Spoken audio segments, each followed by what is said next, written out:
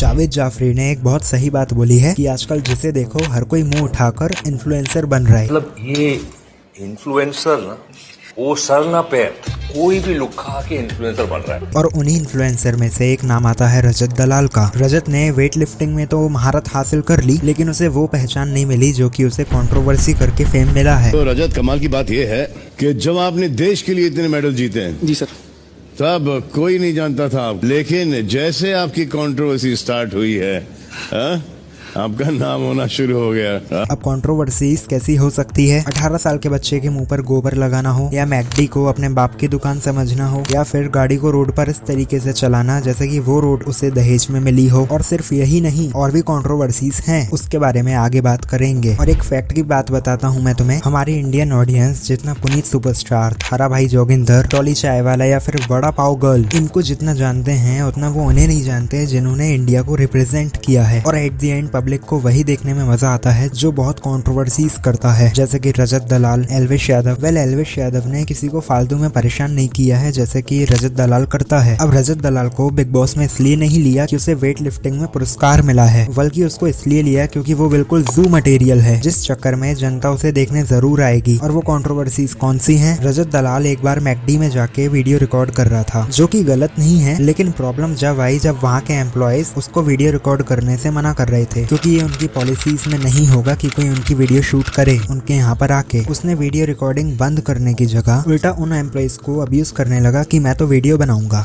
भाई कह रहा है जो ब्लॉग बनाया था उसको डिलीट कर दो। किसकी? वैसे तो आप मेरे भाई हो, पर मैकडी की हम तो ये बनाएंगे। अब वो जगह किसी ने खरीद ली है और वो उसकी प्राइवेट प्रॉपर्टी है। अब वो चाहे तुम्हें बैठने दे, नहीं बैठने दे, रिकॉर्डिंग करने दे, नहीं करने दे, उसकी मर्जी है। लेकिन तुम्हारा कोई राइट नहीं बनता कि तुम उन एम्प्लॉइज को भला बुरा कहो, क्योंकि वो लोग भी अपनी नौकरी ही कर रहे हैं। वो वही कर रहे हैं जो रूल्स उन्हें बताए गए हैं। और यही देखकर मेजर ऑडियंस को ये लगता है कि ये कितना स्ट्रांग है कि उनके ही एरिया में जाके उनको धमका रहा है। और जो लोग ऐसी वीडियोस देखते हैं उन लोगों को ये देखकर अंदर से ये इच्छा होती है कि वो भी ये सब करें। रजत दलाल बिग बॉस में ये बता रहे सलमान भाई को कि उसने फेक बाबा को एक्सपोज किया, उसने उनसे प्यार से बात करी और वो अपने धर्म को लेके बहुत ही सीरियस है। कोई उसके धर्म का मजाक बनाएगा तो वो उसे बर्दाश्त नहीं होगा, जो कि ये किसी को भी नहीं होगा। जादू आता है कि पहलवान तेरा भला हो, तो मैंने की तू रुक भाई, भला करते मेरे को तो ना आप शक्ल से पहचान लेते हो कौन असली है कौन नकली है। तो मैंने की चलो एक बारी घर चलते हैं, खाना खिलाता हूँ बाबा। तो मैंने उनको घर में बिठाया, मेरा गेट अंदर से बंद करा, उसको लॉक करा। घर में हम 4 लोग थे, मैं और वो 3।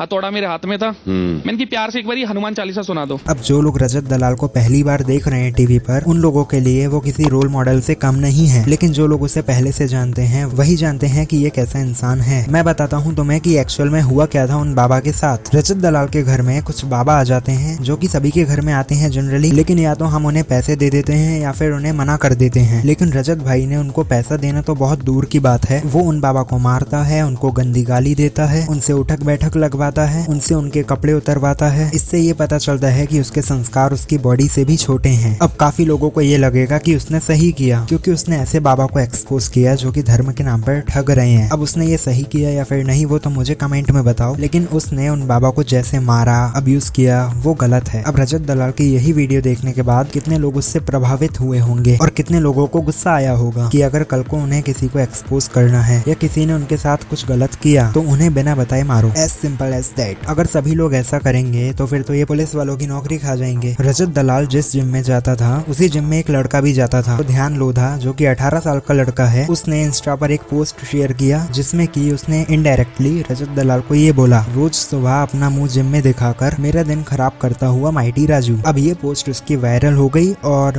रजत दलाल तक पहुंच गई। उसके बाद रजत ने इंस्टा पर कनेक्ट किया उस लड़के के साथ और उससे उसकी लोकेशन मांगी और भाई पहुंच गया उसको पिक करने अपने 2 दोस्तों के साथ। अब रजत ने उस लड़के को इस तरीके से कन्विंस किया जैसे कि वो उसे पार्टी कराने के लिए लेके जा रहा हो। फिर उसके बाद रजत ने उस लड़के को धमकी दी कि अगर तूने दोबारा वीडियो बनाया तो तुझे जान से मार दूंगा। उसके चेहरे पर गोबर लगाया, उसको सैंडल से मारा, उसको उठक बैठक लगवाए। फिर उस लड़के को रजत दलाल अपने फ्लैट पर लेके गया जहाँ पर उसने उससे पूरा वॉशरूम क्लीन करवाया और उसको इतना अब्यूज किया कि वो बंदा वहीं पर बेहोश हो गया। उसके बाद ध्यान लोधा की मम्मी ने काफी रिक्वेस्ट करने के के बाद रजत ने उस लड़के को छोड़ा, लेकिन साथ ही में उसको और उसकी मम्मी को वार्निंग भी देता गया, मैं इसको जान से मार देता मगर ये छोटा है इसलिए मैं इसे छोड़ रहा हूँ। मैं हरियाणा का जाट हूँ, मेरी बड़ी पहुँच है, यहाँ मेरा कोई कुछ नहीं बिगाड़ पाएगा, पुलिस मेरी जेब में होती है। उसके बाद उस लड़के को हॉस्पिटलाइज किया गया। लेकिन इसमें शॉकिंग वाली बात यह है कि रजत दलाल अरेस्ट होने के बाद भी बहुत ही जल्दी उसे बेल भी मिल गई। अब इसमें कोई धर्म तो बीच में आया नहीं था कि उसने उसे मारा। और रही बात इंस्टा पोस्ट की, तो उसने इतना बड़ा भी कोई पाप नहीं किया था कि तुम उसे इस तरीके से टॉर्चर करो। देखो इससे ये साफ दिख रहा है कि रजत ऐसा करके ये दिखाना चाहता है कि ये बहुत ही पावरफुल है। अब ऐसे लोग अपने से कमजोर लोगों के ऊपर अपनी शक्तियों का प्रयोग करते हैं, जिससे कि इनके ईगो को बूस्ट मिलता है। इनको अंदर से ऐसी फील आती है कि यहाँ पर जो हूँ मैं ही हूँ, मेरे से बड़ा कोई नहीं है। वैसे तो रजत दलाल ने बहुत सारी कंट्रोवर्सीज करी हैं पब्लिक अपीयरेंस के लिए। उसकी एक वीडियो बहुत ही वायरल हुई थी, तुम सभी ने देखी होगी, जिसमें कि वो एक कार की टेस्ट ड्राइव करता है और जो लड़की उसके बाजू में बैठी होती है वो उसकी दोस्त नहीं है, वो शोरूम वालों ने उसके साथ भेजा था उसे। तो रजत दलाल ने गाड़ी को 140 प्लस की स्पीड पर चलाया, वो भी नॉर्मल रोड पर, ये दिखाने के लिए कि मैं कितना हैवी ड्राइवर हूँ। हैवी ड्राइवर का तो पता नहीं, लेकिन ये हैवी जरूर है। और जो लड़की उसके बाजू में बैठी होती है और वो उसे बोल रही है कि गाड़ी स्लो कर लो, लेकिन दलाल ने बहुत ही कैजुअली ये बोल दिया कि आप बेफिक्र रहो।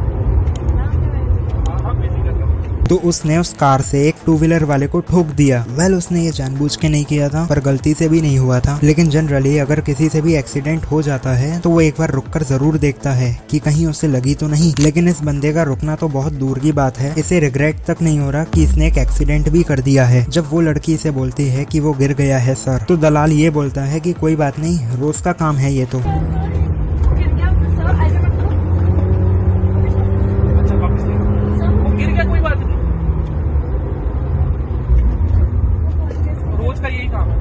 अब तुम उसकी इस बात से ये अंदाजा लगा सकते हो कि जो इंसान ऑन कैमरा ये सब कह रहा है कि कोई बात नहीं रोज का यही काम है, तो उसने ऑफ कैमरा कितने सारे एक्सीडेंट किए होंगे। अब इस एक्सीडेंट के बाद दलाल के खिलाफ एक कंप्लेन भी फाइल हो गई थी, लेकिन उसका भी कोई फायदा नहीं हुआ क्योंकि उसके कुछ देर बाद वो बेल पर छूट गया। और ऐसा नहीं है कि रजत दलाल ने इस एक्सीडेंट के बाद अपने डिफेंस में कुछ ना कहा हो। उसने एक वीडियो बनाया कार में, लेकिन कार रुकी हुई थी और उसने ये कहा, वीडियो बहुत वायरल हो रहा है जिसपे लोग बहुत आक्रोश दिखा रहे हैं, बहुत नाराजगी दिखा रहे हैं। मेरे पार्ट पे भाई बस मैं इतना बोलना चाहूंगा, ना तो मेरे पास मेरा कोई डाटा है, ना मेरे पास इस टाइम मेरा इंस्टा अकाउंट है। मुझे खुद को नहीं पता वो वीडियो कहां से वायरल हुआ है, कहां से आया है, क्या सीन है। अभी क्या आसपास का वो वीडियो बिल्कुल भी नहीं है। मैं ये उल्टी सीधी चीजें, लड़ाई झगड़े, गाली गलौज, ये बहुत पीछे छोड़ चुका हूँ। जीवन में आगे की तरफ दिशा देख के जा रहा हूँ। अब मुझे नहीं पता कि कॉन्स्पिरेसी है, क्या है, किसी चीज में फंसाना है या मेरे नाम से व्यूज लेने हैं। मुझे ईमानदारी से नहीं पता क्या चीज है। ना वो वीडियो आसपास रिसेंट का है। अब भगवान जाने भाई, मेरे को समझ नहीं आता। हर दूसरे दिन कोई एक वीडियो आ जाती है। अरे मेरे को समझ है भाई, पीछे पास्ट होता है, सबका होता है, पर जीवन में वो सारी चीजें मैं बहुत पहले ही छोड़ चुका हूँ। सीख मिल चुकी है और सीख रहा हूँ। ना मैं किसी से कोई कलेश कर रहा हूँ और ना आगे करने वाला हूँ। अब कुछ लोग सच में ये मानते हैं कि रजत दलाल बहुत ही अच्छा और सच्चा इन्फ्लुएंसर है, इसीलिए वो लोग ये चाहते हैं कि दलाल बिग बॉस 18 जीत जाए, क्योंकि उन सभी ने रजत का दूसरा साइड नहीं देखा है। और अगर जिन लोगों ने देखा भी है तो वो इसे कूल समझते हैं कि यार ये तो एक अल्फा मेल है। हमारी सोसाइटी में लोगों का क्या माइंडसेट होते जा रहा है कि जो जितना ज्यादा क्रिमिनल एक्टिविटीज करेगा, कि जिसके नाम पर जितनी ज्यादा कंप्लेन फाइल होगी, जितना ज्यादा बार वो जेल जा चुका होगा, उतना ही कूल दिखेगा कि ये तो अल्फा मेल है। यहाँ तक कि कौन कितने लंबे समय तक के लिए जेल जा चुका है, इस बात का तो फ्लेक्स भी किया जाता है। उसका घर ना, मैं तो यहाँ पर भी आता हूँ और मैं वहाँ पर भी गया हूँ। मुझे फर्क पता है। अंदर गए हो आप? मैं तो गया हूँ भाई। हाँ, कितने वक्त के लिए गए हो? मतलब टुकड़े टुकड़ों में कई बार गया हूँ। हाँ मैं भी, लेकिन बहुत लंबे लंबे टुकड़ों में गया हूँ। अब इन्फ्लुएंसर को प्रमोट करने में कोई इशू नहीं होता है, लेकिन ऐसे इन्फ्लुएंसर को प्रमोट करना जो कि ऑन कैमरा गलती कर रहा है, कानून को अपने हाथ में ले रहा है, इन जैसे इन्फ्लुएंसर्स को प्रमोट करना गलत है मेरे हिसाब से, क्योंकि दलाल जैसे लोगों को देखकर और भी ज्यादा लोग इन्फ्लुएंस होते हैं। अब अगर रजत दलाल की कंट्रोवर्सीज के बारे में बात करूंगा तो ये वीडियो नहीं फिल्म बन जाएगी। अब तुम्हें क्या लगता है, रजत दलाल जैसे इन्फ्लुएंसर को प्रमोट करना सही है या फिर गलत, या फिर ये आदमी मेंटली अनस्टेबल है? तुम मुझे कमेंट में बताओ। और इससे भी बेटर वीडियोस मेरे चैनल पर अपडेटेड हैं, एक बार उन्हें भी जाके चेकआउट कर लेना प्लीज।